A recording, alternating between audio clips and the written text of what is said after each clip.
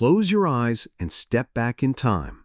When chalk dust filled classrooms, milk came in glass bottles, and kids played Red Rover until the bell rang. This was the world of boomer childhood, a mix of innocence, discipline, and freedom. From duck-and-cover drills to saddle shoes, these memories shaped a generation. Let's revisit the simple, unforgettable school days of the 1940s through 1960s. Back then, we didn't have phones to call us home. The streetlights did the talking. We'd run and laugh until the glow came on, and that was our sign. It was time to head in. I remember chalking up the sidewalk, boxes drawn uneven, numbers scratched crooked. We'd toss a pebble and hop on one foot, laughing as we wobbled. Simple fun, but it filled the whole afternoon. Girls would chant rhymes as the ropes slapped the pavement, their braids flying as they jumped in. Double Dutch was a real show, 2 ropes spinning so fast, and somehow they always found the rhythm.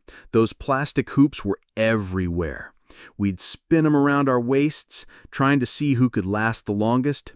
Neighbors would clap and laugh when one of us kept it going longer than anyone thought possible. We'd crouch low in the dirt, eyes sharp, fingers ready. Glass marbles shimmered in the sun, cat's eyes, swirlies, steelies. Losing your best shooter hurt, but winning a handful felt like treasure in your pocket. We'd scatter the jacks across the kitchen floor, bounce that red ball high, and snatch 'em up before it landed. Simple game, but the competition could get fierce, especially with brothers and sisters around. You'd press down just right, and that little disc would pop into the cup, or fly across the room if you missed. We'd laugh until our stomachs hurt, chasing those pieces all over the place. Nothing beat a good game of kick the can at dusk. We'd hide in the shadows, holding our breath, waiting for the right moment to dash out and kick that rusty can across the street. That silly metal spring felt like magic. We'd set it at the top step, hold our breath, and watch it clatter down one step at a time. If it made it all the way, we'd cheer. Yo-yos weren't flashy back then, just wood, a string, and skill. We'd try tricks like walk the dog or around the world. And if you could do both without tangling the string, you were a star. Rainy days meant building. Lincoln logs stacked into cabins and erector sets with little nuts and bolts making cranes or cars. Took patience, but when it all came together, we felt like real engineers. Click, click, bang! Those little red rolls of caps popped loud and filled the air with that smoky smell. Running around playing sheriff, we thought we were the toughest cowboys in the Wild West. Everyone wanted to be the cowboy, though sometimes we'd switch sides. We'd tie old towels around our necks like capes, grab toy guns or sticks, and stage the grandest shootouts the neighborhood ever saw. We'd sit with scissors and catalogs, carefully cutting out the dolls in their paper clothes with little tabs. Changing their outfits was like magic. One moment Sunday best, the next a fancy dress for a ball. Oh, the joy of a train set at Christmas. It circled the tree, chugging along, whistle blowing. We'd lie on our bellies, just watching it go round and round, never wanting it to stop. Click, and suddenly we were in the Grand Canyon or Disneyland, all in 3D color. That little viewer showed us the world we couldn't see otherwise. We passed it around, wide-eyed with wonder. They gave us these little kits with powders and test tubes. Probably not safe at all. We'd mix things, watch them bubble, and wrinkle our noses at the smell. Felt like real scientists in the basement. A good top could spin forever if you flicked it just right. Gyroscopes were even stranger, balancing at crazy angles. We'd stare in amazement, convinced it was some kind of magic or science trick. 2 little fighters in a ring, controlled by our little levers. The joy wasn't just in winning, it was in that moment the opponent's head popped up. We laughed so hard we could barely keep playing. 2 little knobs, 1 line at a time. We'd twist and turn, trying to make houses or faces, though it usually ended up a mess of squiggles. Shaking it clean always felt like starting fresh. Saturday mornings were sacred. We'd wake up early, still in pajamas, a bowl of cereal in hand, and watch cartoons for hours. No school, no chores, just endless laughter with Bugs Bunny, Popeye, and the gang. All the Mickey Mouse Club was a big deal. We'd sit cross-legged on the floor, singing along with that M-I-C-K-Y song. Felt like being part of a special club, even though we never left the living room. I'll never forget the night Ed Sullivan brought out those four boys from Liverpool, the Beatles, with their haircuts and energy. My parents shook their heads, but us kids, we knew something was changing forever. Seeing Elvis for the first time on a little black and white screen, it was electric. The way he moved, the way he sang, it shocked our parents, but for us, it was like watching pure magic. American Bandstand was where we learned the latest moves. We'd watch the teens on TV, then try it ourselves in the living room. Everyone wanted to dance just like them, even if our feet didn't cooperate. Going to a drive-in was an adventure. Families piled in cars with blankets, popcorn, and sodas. Watching a movie under the stars, sound coming through that crackly speaker on the window, it felt like pure summertime freedom. Those flimsy paper 3D glasses were a wonder. Red and blue lenses, and suddenly monsters seemed to leap off the screen. We'd reach out our hands, half believing they were really coming right at us. Creature features and matinee sci-fi flicks were our thrills. Giant ants, flying saucers, rubber monsters. It didn't matter how fake they looked. Our hearts still raced, and we'd talk about it for days afterwards. Folk groups were everywhere, and we'd sing along with our friends, strumming on cheap guitars. Songs about love, peace, and change filled the air.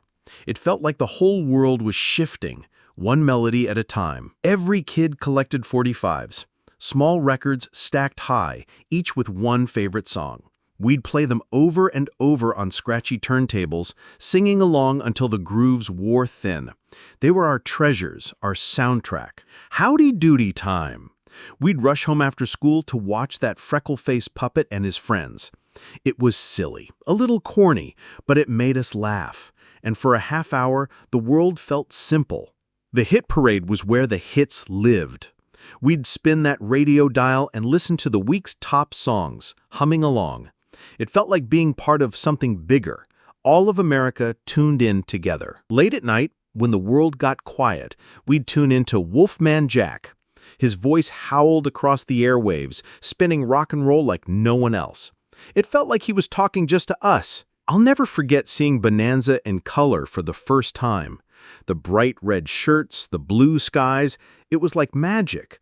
Suddenly, TV wasn't just pictures, it was alive, bursting with color we'd never seen. Transistor radios were little miracles. You could slip one in your pocket, carry music or baseball games wherever you went. Scratchy as they were, it felt like freedom, your own private world right in your hand. When I Love Lucy came on, everything stopped. Families gathered in front of the TV, laughing together at her crazy schemes. It was one of those shows everyone, young and old, could enjoy. The honeymooners had us howling, Ralph blustering, Alice giving it right back. It felt so real. Couples everywhere could see themselves in that little Brooklyn apartment, even if their own arguments weren't quite so funny. Westerns ruled the TV. Gunsmoke, The Lone Ranger, Wagon Train, they were everywhere. Every kid dreamed of being a cowboy, and every dad had his favorite hero. The frontier spirit was alive, right there on screen. We'd fuss with the rabbit ears, wrapping them in foil, tilting them just right, hoping for a clear picture. Sometimes you'd have to hold the antenna yourself, frozen like a statue, just to keep the channel in. TVs didn't start instantly back then. You'd turn the knob and wait for the picture to slowly glow into life. That warm hum, the screen brightening, there was a kind of magic in the waiting. We rode bikes everywhere, not a helmet in sight, just the wind in our hair and a bit of road rash when we fell. Nobody worried, we just got back up and kept pedaling. Banana seat bikes were the pride of the block. Long, colorful seats with tall handlebars. You felt like you were riding a rocket. Whoever had the flashiest bike was king of the neighborhood. Skateboards back then were nothing like today. Just a wooden board with clunky metal wheels. They rattled and shook on the sidewalk, but we loved every second of wobbling down the street. Soapbox derby races were pure excitement. Homemade cars cobbled together with scraps, rolling downhill fast. No engines, no brakes half the time, just gravity and guts. Winning wasn't everything. It was the ride that mattered. We climbed every tree we could find, scraping our knees and tearing our pants. The higher you got, the braver you were. From up there, the world looked big, but we felt fearless. Sandlot baseball was the real deal. No adults, no uniforms, just us kids with a bat, a ball, and makeshift bases. Arguments settled themselves, and every home run felt like the World Series. Go-karts made from junkyard wood and old wheels, sometimes barely holding together. We'd race them down hills, no steering worth mentioning. Crashes were part of the fun, and we wore our scrapes proudly. Roller skating at the rink was a weekend tradition. Lights flashing, organ music playing, hand in hand with friends. If you could skate backward, you were the star everyone watched. Public pools were packed in the summer. No lifeguards we trusted, just a whistle-blowing teenager barely older than us. We swam until our fingers wrinkled, splashing and laughing under the hot sun. On warm summer nights, we chased fireflies across the yard, cupping them gently in our hands, little flickers of light, blinking like magic. We'd keep them in jars for a while, then let them go. A slip-and-slide was nothing but a long sheet of plastic and a hose. We'd take running leaps, skidding across the grass, shouting with joy, even when we landed hard and bruised. When the sprinklers came on, the whole neighborhood came running. Shoes tossed aside, kids darting through the cool spray. It was simple, cheap fun, and it felt like pure freedom on a hot day. We didn't need fancy rods for fishing, just a stick, some string, and a bent hook. Sitting by the water, waiting for a bite, we felt like old-timers, even if we only caught minnows. Sledding down snowy hills was pure winter joy. No helmets, no rules, just hanging on tight as the sled flew. Crashes left us laughing, faces red from cold, begging for just one more run. Forts were built from whatever wood we could scavenge. Old boards, nails, anything lying around. They weren't sturdy, but they were ours. Inside, we were kings and queens, planning grand adventures. Tag wasn't just a game, it was war across the backyards, dodging fences, slipping through bushes, out of breath, but never quitting. Being it wasn't so bad, because the chase was half the fun. Summers were spent barefoot, grass between our toes, blacktop burning under our feet. Shoes were for school, not play. We didn't mind the cuts or stickers. We felt freer without them. We walked ourselves to school. No rides, no worries. Rain, shine, or snow, we went with our friends. The journey was part of the day, full of chatter and mischief along the way. Riding in the back of pickup trucks felt like flying. Wind whipping our hair, holding on tight as the road rolled by. Dangerous now, sure, but back then it was just plain fun. As teens, some of us stuck out our thumbs and caught rides from strangers. Hitchhiking was normal then, a way to get to concerts or the next town. Risky, yes, but it felt like freedom. Penny candy was a real treat. We'd stand in front of those glass jars, eyes wide, counting out our nickels and dimes. Jawbreakers, licorice, taffy. You could walk out with a whole bag full for just a few coins. Wax lips and candy cigarettes made us feel grown up. We'd strut around the block pretending to smoke or just chew on those silly red lips. Harmless fun, but we sure thought we looked important. The drugstore soda fountain was a magical place. You'd sit on a shiny stool, order a milkshake, and watch it come in a tall, frosty glass with whipped cream on top.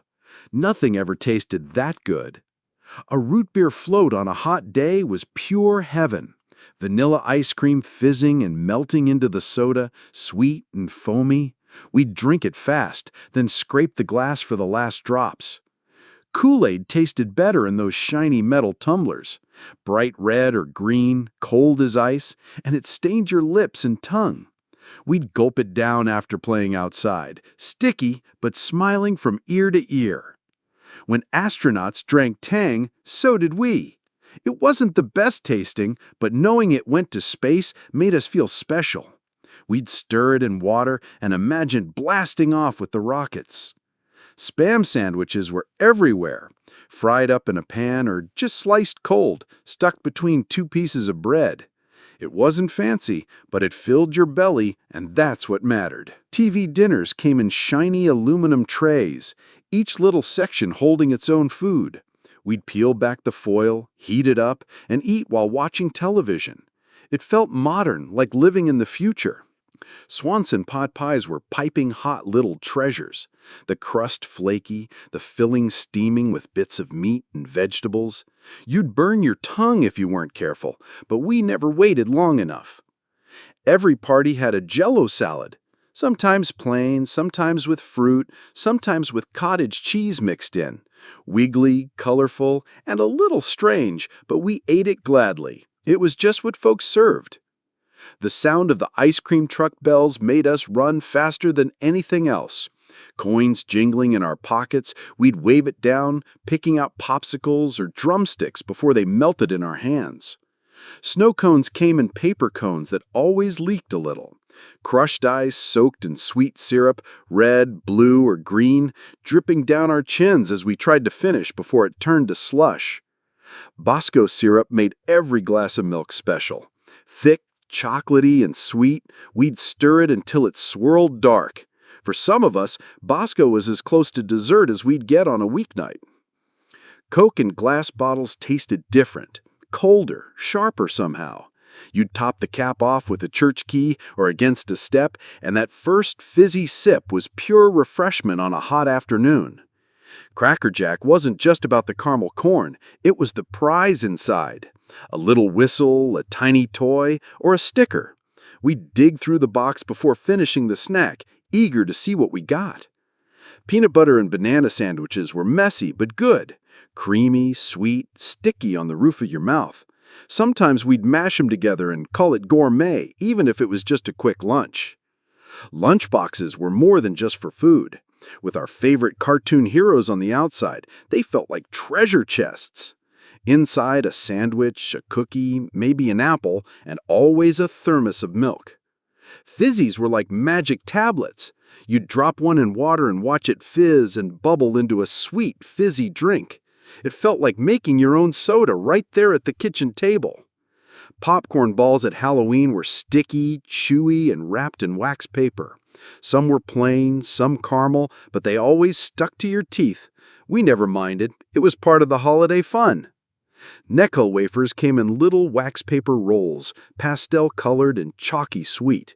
We'd trade flavors with friends, save our favorites for last, and carry them in our pockets until the paper wore soft. Chalkboards filled every classroom, and erasers were always dusty. Sometimes the teacher would let us clap them clean outside, clouds of chalk flying everywhere. It felt like a chore, but we secretly loved the excuse to be outdoors. Milk came in little glass bottles, cold and sweating with condensation. A straw stuck in the top, and we'd drink it at our desks. Sometimes chocolate, if you were lucky, but plain milk was the standard. Every morning started with the Pledge of Allegiance. We'd all stand, hands on hearts, voices uneven but earnest. It was just what we did, part of the rhythm of school, before lessons and recess began. Duck and cover drills were serious business back then. We'd scramble under our desks, hands over our heads, as if that would save us from a bomb. Even as kids, we sensed the fear in the air. Film strips clicking in the projector was a sound we all knew. The lights dimmed, the frame advanced with that little beep, and we tried not to laugh as the teacher read along from a script. Handwriting practice meant fountain pens that sometimes blotted ink across the page. We'd carefully loop our letters, slanting them just so. Teachers were strict. Good handwriting meant discipline, and we all wanted that gold star. The ditto machine filled the room with that sharp purple ink smell. Fresh copies were warm and damp when handed out, and we'd lift them to our noses, breathing in that scent before doing the work. Books were covered with brown paper bags to keep them neat. We'd doodle on the outside, writing our names big across the front. No one liked the chore, but we made them our own. Red Rover at recess was a test of strength. We'd hold hands tight, daring someone to crash through the line. Sometimes kids went flying, sometimes arms sung, but we played it again and again. Assemblies often meant singing patriotic songs together. America the Beautiful or the Star-Spangled Banner filled the auditorium, voices echoing. Some sang proudly, some shyly, but it was part of being in school back then. Plenty of kids walked home for lunch. We'd hurry along, eat quickly at the kitchen table, then race back before the bell. It broke up the day and made school feel less confining. Learning cursive was serious business. Teachers paced the aisles, rulers in hand, watching for perfect loops and slants. One wrong stroke, and you'd start it over. It felt strict, but we all came away with neat writing. Spelling bees were nerve-wracking. Standing up in front of everyone, heart pounding as the teacher called your word. Sometimes you nailed it, sometimes you froze. But win or lose, it stuck in your memory. Writing reports meant long hours with encyclopedias. We'd copy notes onto index cards, then carefully type them out. No internet, no shortcuts. You learned by digging through those heavy books, page after page. Typing class was all about speed and accuracy. Heavy typewriters clacked and dinged, fingers stumbling across the keys. When you made a mistake, it wasn't easy to fix. Still, it felt like a skill for the future. Gym class was never easy. Dodgeball left bruises, climbing ropes left blisters, and yet we loved it. Everyone gave it a try, even if you weren't the fastest or the strongest in class. Girls wore big hair bows, and boys had tidy crew cuts. That was just the style, clean, proper, and uniform. Looking back, it feels quaint, but back then, it was simply how kids looked. Saddle shoes and poodle skirts made the girls stand out. Bright and fun, they swished down the halls, full of color and flair. The boys pretended not to notice, but of course we always did. Home economics was for the girls. Sewing, cooking, learning to keep a house. They stitched aprons and baked cakes, preparing for lives their teachers assumed were waiting. It was just the way things were. Shop class was for the boys. Hammers, saws, and wood projects that smelled of fresh-cut pine. We built birdhouses, shelves, little projects that weren't always perfect, but they taught us to work with our hands.